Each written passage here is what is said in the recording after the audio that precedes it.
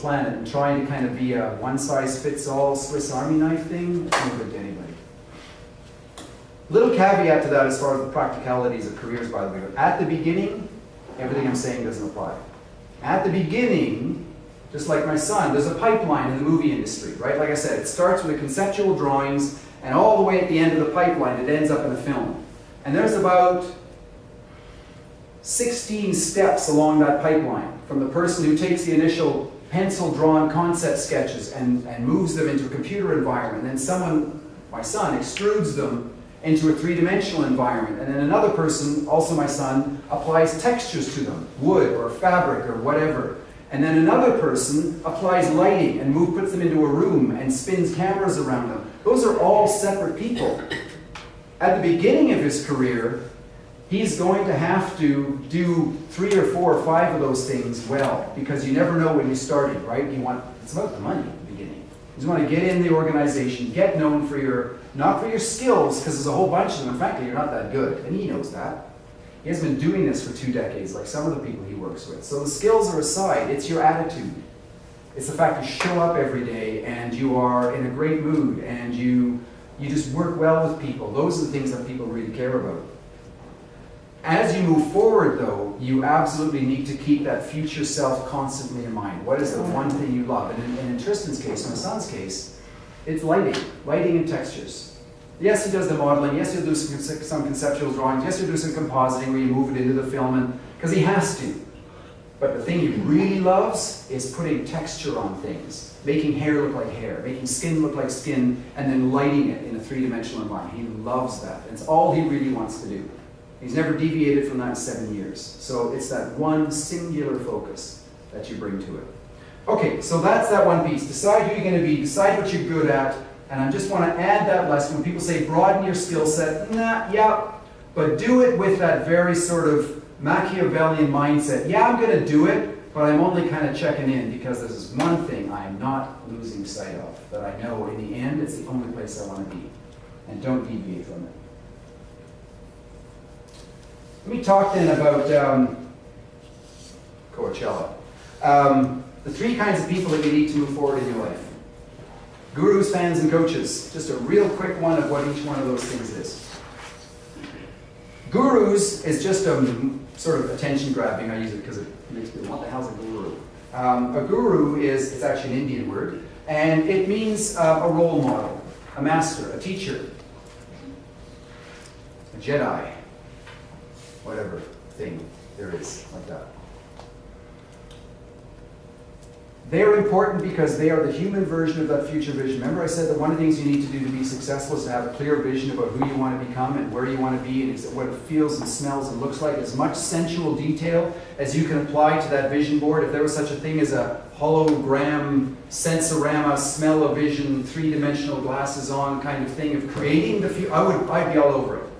Because all the research shows us, the cognitive research shows us more clearly, and if any of you have an interest in sports physiology and in sports psychology, these guys have had this down for almost 30, 40 years, and the rest of us are slowly catching up.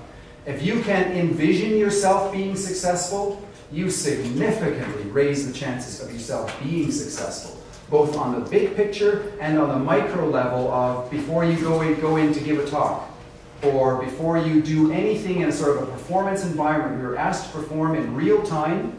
If you can spend some time, if you watch the Olympics, you see the people out in the locker rooms and in the backgrounds, right? Their headphones on, hunkered down, hoods over their heads. They're right now running through that dive over and over and over again. There was a really interesting piece of research that came out of New Zealand about 20 years ago that showed they couldn't find a measurable difference between a concert pianist who actually practiced the piano physically and put his hands behind his back and mentally envisioned practice. They couldn't see any difference in the development. That's how powerful visioning can be. If you can vision it as clearly and realistically as possible, it significantly increases the chance when you're in a performance environment. Now, if we're talking about like writing a paper or the long-term things about building a career, some of the stuff that has many pieces, that's tougher to do.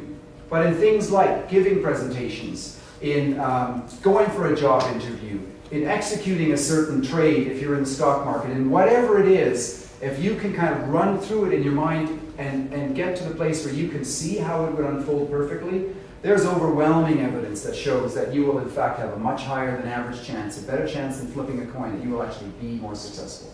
So the vision piece is really important. This is where the gurus fit in. If you can imagine a human being, an actual living, breathing, or once they could be dead, so a once living and breathing human being, who represents the vision of yourself, the brand, about whom you would say when they were not in the room, what you would like to have said about you when you're not in the room, you're going to be you have a much higher chance of being successful. Because this is not just a drawing anymore. This is not just your vision board or your journal saying, this is what I look like. This is an actual person. So if there's a person in business, a person in the arts, a person in society in general who has been really successful, the kind of success that you want, not generic success, exactly the success that you want, that if you know who that is and can attach a name to it, and you can read their biography and begin to kind of see what it was like to be that person, you increase the chances that you yourself will become that person. Because we tend to, as human beings, emulate models. We're good at it. We're very good at it. It's a social thing that we do. Fans. So gurus are your vision for the future. They're human beings who have lived the life that you yourself would like to live. They're an important part of the vision process. Fans are people who love you regardless of who you are. Bad breath, ugly hair, mean disposition, PMSing, whatever the heck it is, they still love you. There's no strings. There's no qualifiers. There's no conditions. They simply love you. Again, talk about the research and our own personal experiences. You cannot be successful without this in your life. Impossible. There is no evidence, despite the fact that even guys like Steve Jobs were a little wacko. No, he was a lot wacko. There were still very key people in his life that I believe were underplayed. Even if you read the amazing biography that was written about it, I recommend anyone in business read his biography. It's very, very interesting. The role, for instance, that his wife of many years and a couple of key designers, one designer in particular was with him practically for most of the second half of his entire career at Apple. If those people had not been in his life, not only do I not think Apple would have existed as we understand, I don't think Steve Jobs would have existed the way we understand it today. He didn't do this alone. No one does this alone. There is no evidence anywhere in psychology, sociology, in my own personal life, or any of your lives that shows that people who are shunned, avoided, and never get a hug can be successful. Not going to happen. Somewhere, somehow, we all need fans. We need people who think we're awesome. Even if we're unsuccessful in our own eyes. They still think we're awesome, because we need, there's something about that human fuel that fuels us, that moves us forward. Terrible, disturbing studies, of course, that many of us are aware of, that came out of the collapse of the Soviet Union, and we found those abandoned children in Romania and stuff, how the lack of human touch generates psychopathy, right? Sociopathy. We become sociopaths when we're not hugged, literally, past a certain age, or prior to a certain age. Human touch is critical, and having a fan is just an extension of that. We need to know we're okay, because we are social animals. We're not lone creatures. It's not how we're wired genetically. And when we aren't feeling emotionally part of something supportive and loving socially, we get screwy, we go weird, and that does not lead to success. The third kind of person is a coach. And I don't mean just people like me, like professional coaches. I mean anyone in your life who meets two conditions. A coach in your life is someone who, A, will tell you the truth. Your fans, when you leave for work in the morning, when you turn around and say, how do I look? They go, you look awesome. You're so hot. Can't wait for you to come home. Right? They're probably lying half the time. I know my wife's lying. I haven't slept all freaking night and I feel like hell. I know she's lying. A coach will say, nah, come back, take it all off, do it over again. Wrong colors for your skin, whatever, right? It's a Queer Eye for a Straight Guy. I wish that show was still on. One of the best shows ever done. Come back in here and let's put you back together all over again, because that's all wrong. We absolutely need people like that in our lives. And by the way, that is a reciprocal relationship. They need to be honest. You need to allow them to be honest. People always say, oh, no one's ever, you never tell. Yeah, but every time I tell you the truth, you rip my freaking head off. It's a two-way relationship. If you want me to be honest with you, as an employer, as a friend, as a parent, as a teacher, as anything, I need your permission. No permission, no honesty. I don't care what people say. Oh, be honest. No, sorry, it's not the way it works. Not in my life. I'm not going to get my head ripped off just for the sake of some abstract concept of honesty, because it's only about relationships for me. I'm not a philosopher who believes in the ultimate intrinsic value of honesty. I'm sorry, honesty is a tool. It's a social tool. We lie all the time. All the time. Often not to hurt other people's feelings. We lie. So, honesty is a social construct. It's a social contract that we enter into with others. Real honesty, the coaching level of honesty, where they will be not ruthlessly honest, just absolutely honest. They are as honest as your fans are loving. No qualifiers. I will be honest, I don't care. One of the things I tell my clients, the business clients, the ones who have businesses, I'm not here for you. And you're like, what? No, I'm here for your business. Because, and it might seem like a weird distinction to make, if I'm here for you, I run the risk of pulling punches when I tell you just made a stupid decision.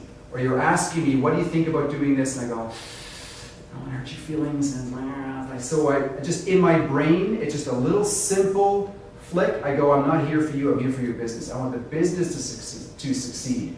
And of course I understand that if the business is successful, you will be happy, you'll be successful. It kind of works that way.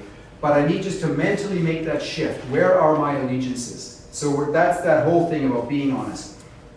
The second thing I said, there were two things about a coaching relationship. Number one is honesty. Number two is accountability. It's someone to whom you have given permission to hold you accountable. They're the person for when you blab over your third martini, I'm going to write a book. Because I know everything about everything. And everyone else who's also had 2.5 martinis also now thinks you're a genius. Because the martinis do that. And they think you're the last three things are the smartest things I've ever heard come out of anybody's mouth. Oh, you should write a book about that. That's so true. No one ever says it that way. Which is always a lie. Everyone said it before. The coach in your life, a few months later, will say, so how's that book coming? They will hold you accountable to your commitments. Because the truth is, as we've kind of hinted through this, living a human life, through this journey, through this career, through this bouncing around that we do, what the brilliant mathematician and writer Molodno called the drunkard's walk, you kind of bounce around the subatomic particles in this random Brownian motion of life. We're easily distracted, which is another reason why we do nothing great alone. That's another one of my mottos, by the way. Nothing great gets done alone. Nothing great gets done alone. Sometimes it looks like it does. Oh, they became overnight successes. No, they spent 40 years in a garage with their parents listening to them drum and do the same stupid bass line over and over and over again, and gave them money for their guitars. No one does anything great alone. We do everything great together. So we need, and one of the together pieces is you need someone in your life who's going to call you on your shit. And not just in the sense of honesty, but in the sense of simply holding you accountable. What you said you were going to do. I didn't want you to do this. I'm not your mother. But you said you were going to write a book. First chapter, done. Got a paragraph? Got anything? Right? If we don't do that, life sucks, frankly. Life is fun about 10% of the time. Pure, joyous fun about 10% of the time. That's it if you've got a good life. That's the first world problem. If you only go, oh, I got 10%. Yeah, there's other people in the world who got 1%. So suck it up, buttercup. In order to not allow those pains, the distractions of the other 90% of your life when you go, oh, I don't want to do this anymore. Oh, I've got these, It's like, no, you said you were going to do it. You said you declared this as a priority, get on it. Or declare to the world that you failed, you screwed up, you made a stupid decision, I'm going to pack up my stuff and start over again. My bad. But don't do this waffly in between thing. I asked you to do it. You know, when that happens and when this other thing happens, and if that thing over there, if that works, then I'm going to do that thing that I said I was going to do. If it's conditional, it doesn't work. That's not what coaches are for. So that's why you need those three people in your life. You need gurus who give you the vision of where you want to go. You want fans who simply provide you with the emotional fuel, the guts, the foundation, the spine to move through life that is often so difficult. And you need coaches who will tell you the truth when everyone else around you is lying. Just look at Hollywood, celebrities. What's the biggest failure in the celebrity world? These are not stupid people. They often are not stupid people. What happens? It's a feedback loop. Anyone describe the feedback loop of celebrity failure? No? I love this one. Buckingham talks about it as well. Not literally this thing, but he gives us some of the background information on it. We make him, and there's a couple of other writers, there's too, Marshall Goldsmith, one of the greatest writers on coaching, talks about this as well. We create a false cause and effect, a false causal relationship between success and behavior. In our own minds, we think that because we are successful, all of our behaviors contribute to that success. So I am successful and I am an asshole, therefore I am successful because I am an asshole. Because I treat people really, really badly is why I am successful. That's the story we tell ourselves. Because, as Kahneman will show you if you read the book, that's how we make these weird connection signs in our brains that are 90% of the time way off base. Celebrities tell themselves that story, and because we tend to believe people, there's a lot of research that shows there's a phrase called handing money uphill.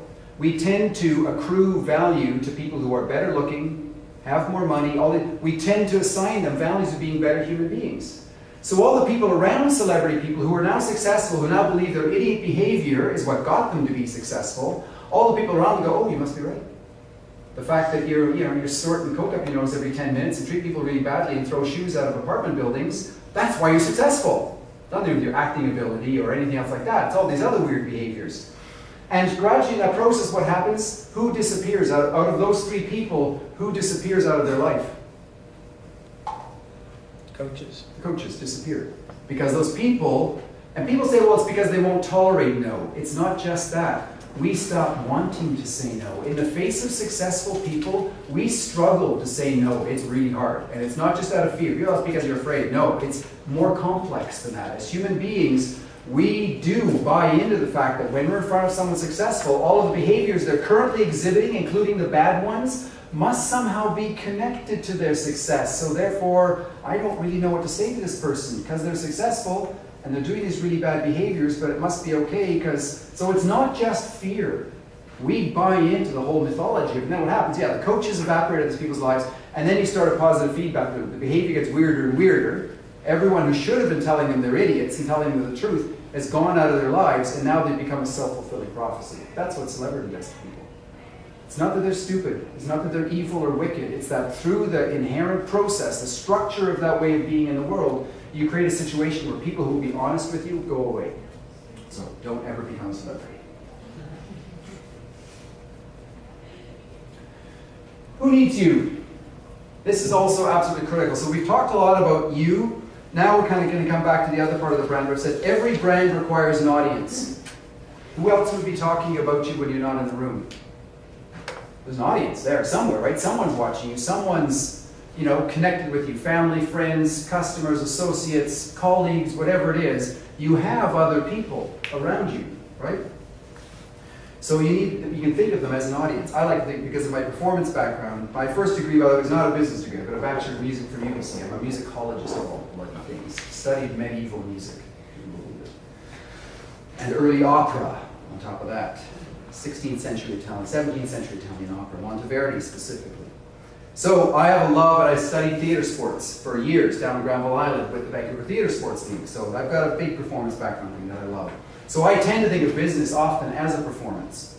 So the first thing is asking who your audience is. Who are you speaking to? And you've all heard that through your Lit 12 teachers and stuff, your essay writing teachers. Know your audience before you write. Blogging, it's the same thing. Social media simply is all the same stuff on steroids. Because now it's not just one or two people reading your stuff, it's potentially tens of thousands or millions of people reading your stuff. Understand who they are. Understand how they think. Understand that they are a particular kind of person. They're not vanilla. No one actually is vanilla. We present a vanilla facade, but behind it, our true behaviors and choices are not guided by vanilla impulses. Not at all. So then the next question is, who's your tribe? And I borrow that language from Seth Godin. 2 books. I think the one's just called Tribes, and the other one's called The Purple Cow, and another one called The Big Moon. All connect with the idea of being remarkable. Again, drilling down the English word, remarkable has buried in the concept that someone is remarking on you. You have to be the kind of person that people will remark about. So, who's your tribe? Anybody know who these people are? Really? Not seriously? Not at all? What country? Japan. Tokyo? girls. These are Harajuku girls. They're from the little area off to one side of Tokyo called Harajuku. And where you go, I've been there several times, and they just hang around. There's hundreds of them. These are just two. And it's called cosplay. And you kind of dress up in costumes, and you're certain characters from animes or your imagination or whatever. You identify a character. You show up on Sunday afternoons, and you go to Harajuku, and you just hang out with your friends, completely dressed to the nines in these really interesting costumes. It's a tribe. Harajuku people are a tribe. They have a very unique identity. They have very interesting ways of looking at life, but you find them everywhere. Truck loggers associations, chiropractors, Harajuku girls, doesn't matter. Lawyers, corporate lawyers versus defense lawyers, criminal lawyers, whatever. They're all cultures, they're all tribes. You need to belong to one. So as I've said earlier, you need a guru, you need a person that you know you're connected with, you want to connect with. You also need a sense of who's your tribe. Who are you connected with?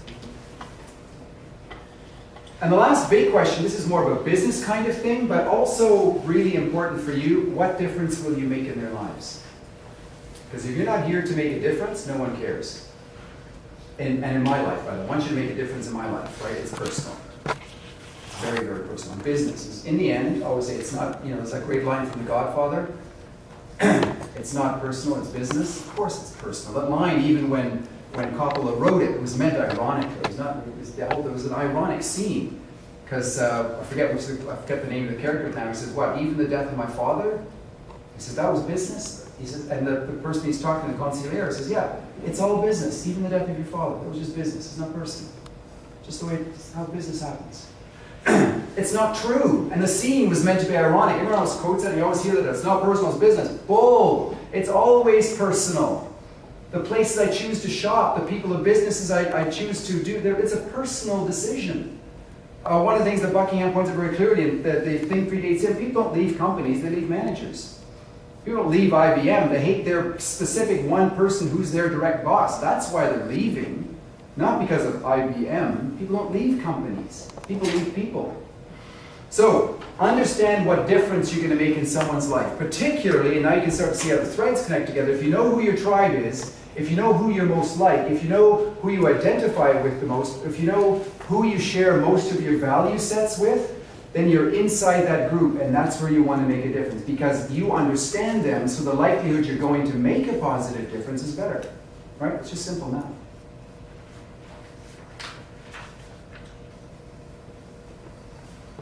A little bit of fun piece. Get an attitude. That's back to the vanilla thing. I just want to focus on it a little bit more intensely, a little more closely. Number one, as we've talked about, and this is where finally you get the Pinterest stuff, although we're going to mention it very briefly in a second again, it's visual, right? So how you dress, how you present yourself physically in the world matters. And don't ever let anyone else tell you that what you look like doesn't matter. It matters. It really does matter. We are deeply visual animals, and particularly when you're trying to make a transition. Once you're in a reality, a job, a career, a relationship, you can relax a little bit. I'm not a big fan of relaxing completely, because I don't believe in letting go. I think you should always be a little bit on stage. I think it wakes us up, it keeps us sharp. In Covey's language, it sharpens our saw, right? Just always be a little bit there. You don't let it go. But particularly at transitional points, new relationships, new careers, new jobs, new whatever, be very, very careful. You are on stage, so understand that it certainly is visual. The other piece, and I was bringing these up in a second here, is that it's a movie, it's a story. A little thing here, why again, now I am going to tie it into social media. Until the social economy, the social world, marketing was driven by the attempt to do things called USPs, unique sales propositions, unique selling propositions. You might have heard about those already. Jingles, slogans, 60-second ads, then 30-second ads, then 15-second ads, then subliminal flashing ads between stuff that are microseconds long. It's the attempt to the elevator pitch, the startup pitch, the constant drive ever since the Mad Men days, the 1940s, 50s, and 60s in Madison Avenue, to concentrate, to try to take your message and make it as small and tight and compelling and sort of laser pointed to drive it into consumers' thought process as possible. It's all gone. No one cares anymore. Now it's all about the story. take your time, slow down, stop trying for the elevator pitch, throw away the jingles, it's all gone. You now have the opportunity through blogging, through LinkedIn, through Facebook, through Pinterest, through Twitter, to spend hours, days, weeks, and years building your brand. You don't have to be in a hurry. Right? And in fact, be careful because it's a double-edged sword. Just as generous as it is now, you also can't take it back anymore. In the old days, at least you could, if the jingle wasn't working, you could change the jingle. Okay, problem fixed, now we have a market again. And it literally worked that way. Tune was wrong, didn't connect with the people, so we got a new singer, changed the jingle, bang, all of a sudden the floodgates are opening and we're doing sales. Right? It doesn't work that way anymore. You can't undo 5 years worth of blogging. Google has a permanent memory. I've got stuff when I search my own name, which by the way, one of the things about personal branding is you better Google yourself at least once a month. You want to know what the heck's out there. Like what are people seeing when they're looking for you? Particularly again, it's a transitional phase in your lives, you're moving into a whole new wonderful space. Google yourself. I find stuff on there that hasn't been live for 10 years. It's gone. The entire website's gone. Yet there, every once in a while it pops up on Google. It's still there. And if you hit the little cache thing, which is that doesn't take you to the real thing, but it takes you to the thing that Google has cached on its own servers, there it is, right there. So just because you've deleted it or it's gone, it doesn't work that way anymore, right? It's now a movie, it's a story, it's an entire lifetime that's your brand.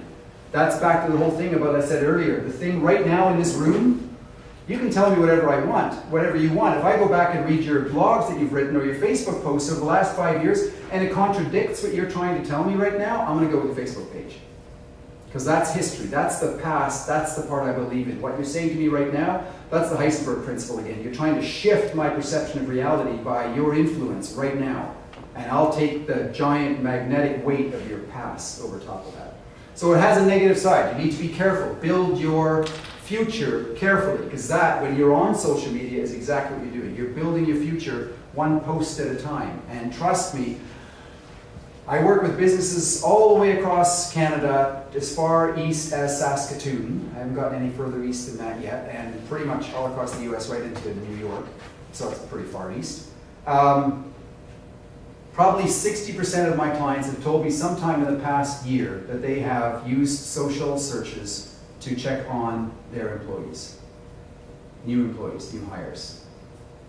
So anyone's telling you employers aren't doing that, yes, they are. And are some of them doing it despite the fact they know that if they were caught using that information in certain ways, it's in contravention of either the Labor Act or the Employment Standards Act in British Columbia and many other statutes across North America? Yes, it is.